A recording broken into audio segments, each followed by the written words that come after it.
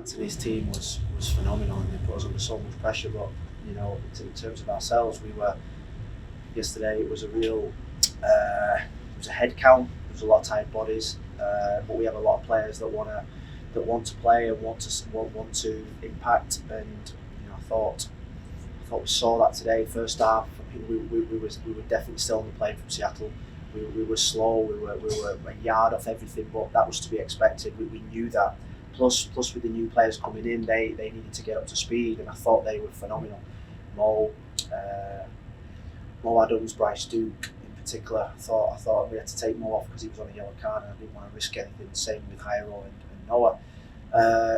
We brought sort of like the big guns on in the second half, and I thought the second half we controlled the play, even though they just kept going, and they had free kick after free kick. But the effort. We speak a lot about identity, and I think what we're seeing over the last 3 or 4 games, we're seeing a clear identity of team spirit and togetherness. And I think that's the start of the foundation which we want to build. We can play better football, we can get more rhythm. But today was just all about winning and being in the next round. And we've got a centre forward now that just wants to play every minute of every game and wants to score. That's scoring. Who looks the real deal. Just had to grind it out. Yeah, it was like third round of the FA Cup. That's how it felt. I remember going to Macclesfield with Everton, and we were absolutely terrible. But we ground it out, and we just had to. We said at half time that this is not about the football. This is not about the system or the tactics. It's about winning your headers, your tackles, recovery runs, sprinting forward, sprinting back, and we would get an opportunity. We had an opportunity where 3 or 4 opportunities straight after each other could have gone in. But for me, it was about a young set of players learning how to play that kind of football in that type of atmosphere, in that type of game, which I thought it was just a brilliant game of football. And they contributed. And like I said, I thought, obviously I knew they would because Anthony's a brilliant coach. And I was just glad that we won. They give us a scare, and you can see at the end the spirit that's building, and they all want to be together. They all want to share these moments together. And on Sunday we can make history for this club by trying to win 4 games on the bounce, which we've never done. So I think that's solved, right? Really touched on Leo obviously scoring the game-winning goal, but you guys probably don't pull this one out if not for Drake at the other end. What do you think of his performance today? Yeah, he had the right to play today, and he was probably unlucky that Nick came back at the time he did, because I thought he played really well in Cincinnati. He looked composed. He was imposing.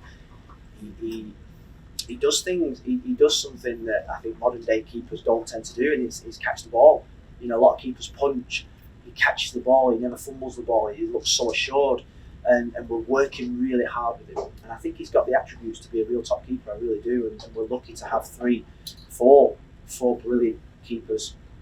2 young in CJ and Drake, and 2 really good experienced ones. Can you just talk about the occasion in general, just having these 2 clubs play each other in Miami and all the fans and everything? Yeah, I mean, what I would say, it would be nice to have it more often. And, I think you could see there was a proper atmosphere in a stadium I've never been to. I've seen it a lot on the ESPN Plus.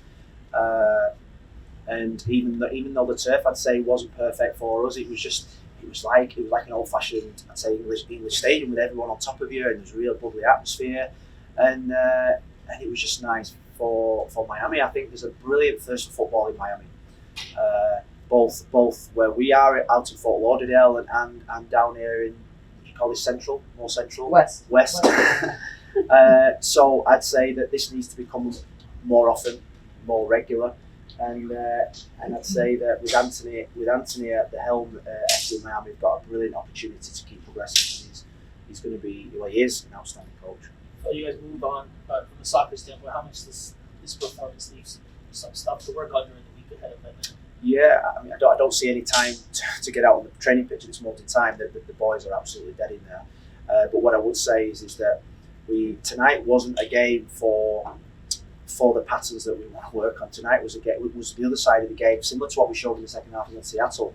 And I think those qualities are qualities that every top team have. You watched probably a game this afternoon, Liverpool versus Man United. When I watched that Liverpool team, the first thing I think is their work ethic, their aggression, their tackling, their pressing, and their never say die spirit. And that's what we're trying to instill in these group of players. And the good thing is that they all want to learn, they all want to get better. You saw the reaction of the subs when they came off. They were fuming, and I love that. You know, they wanted to stay on the pitch. They wanted to keep going, and we've got a group that's still got a lot of work to do. We've got a group that are fast learners, and the more wins we have, the better the confidence, the more belief, and you know, like I say, I'm super proud. You could see. Would you like to see from the team improve? Well, I think what you get with a new team, you get glimpses. I said at the start of the season about the 15 to 20 minutes. I think now we're beginning to get a little bit more, and I still want more control. You know, we get up to the final third an awful lot. And because of the speed of our team, we tend to just want to score every single time, and we've been working so hard on the control and patience, keeping possession in the final third, sustaining attacks. And we did it better in the second half, but we still just need to. But that's youth. That's the energy. That's the excitement. That's the desperation to want to score. And I'm not going to take that away from them. All I say to them is that sometimes you just need composure. Motta gives the team composure. Robbie Robertson gives the team composure. And you know, Gonzalo would give the team that composure as well when he's back in at the weekend. You could see the energy, the passion that you had after the exuberance that you had at the end when you were walking off the pitch. How much does this competition mean for you now, being in the round of 32 and moving on? I'm going to say it's the number one competition. MLS is our bread and butter, but this for me is equal, because it gives us a chance to get us into the Champions League.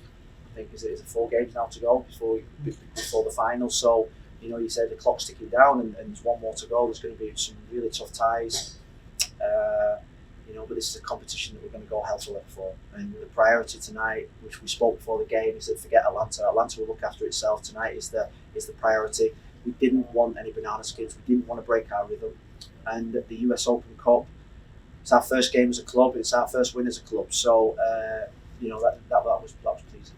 That's what I was going to kind of touch on. This first chance appearing in this prestigious cup for the United States. Just what does that mean for you to pick up a win that first one? Yeah, I mean, I've got to say, the cup competitions always been probably one of the best memories I've ever had in football. You know, and this feels like the same. Tonight felt like an FA Cup, honestly it did, and I don't want to disrespect the US Open Cup, but I'd say the FA Cup is probably the biggest cup competition in the world, and this felt like that, so that's a compliment in a way.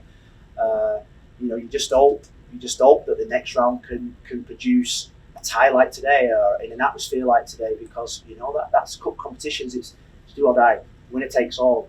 You know, we gambled in the 70th minute with no other subs to put on, because we wanted to win in 90 minutes. We couldn't afford to go to 120 minutes. It's not as if we were in a league game where you say we'll just nick a point and we'll get away with it.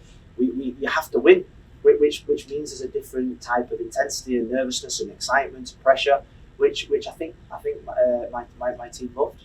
I could ask you one last one. Yesterday you said you would go with your strongest team. Obviously, that wasn't the strongest team to start. Was that just to throw them off a little bit from the game plan, or was it you assessed players more thoroughly at practice yesterday and then came up with this? Well, if you think about it, probably was near our strongest team, because Mo Adams probably will have to play but we've got not Gregory on Sunday, so he needed to play. Bryce in the last 2 games has been absolutely phenomenal. Motta was exhausted after Seattle. Probably didn't want to put him on. Robbie was the same, and you saw probably 3 or 4 glimpses of Emerson Rodriguez that got you literally off your feet. That's like, wow, that's what he can do. So he had to play. And we trust these boys. You know, we said before the game is that if we went through the process to bring a group of players in that we all believed in, you have to trust them. And tonight we trusted our best players to go out onto the pitch to produce. And Emerson, Bryce, Mo Adams, Heron, they all produced those players that we put trust in. And Drake as well. Just the last one. Are you going to run a hot hand with Leo? And I mean, all of these goals that he's just knocking in right now? Well, the one thing I can promise you that he will start on Sunday. One thing I can promise you, he'll start on Sunday. I think it's his time. I think, you know, he lives probably an hour and a half away from the facility. He comes in every single day. He's first in and last to leave. On the days off, he's coming in first in, last to leave.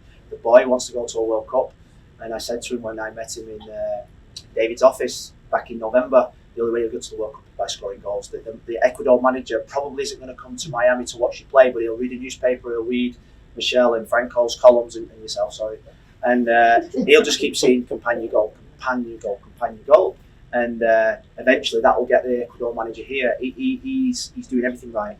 He's doing everything right. He sticks the ball in the back of the net. I think his goal tonight reminded me of his goal in Austin, the way he just rifled it in the back of the net. And I just got a really good feeling for the kid.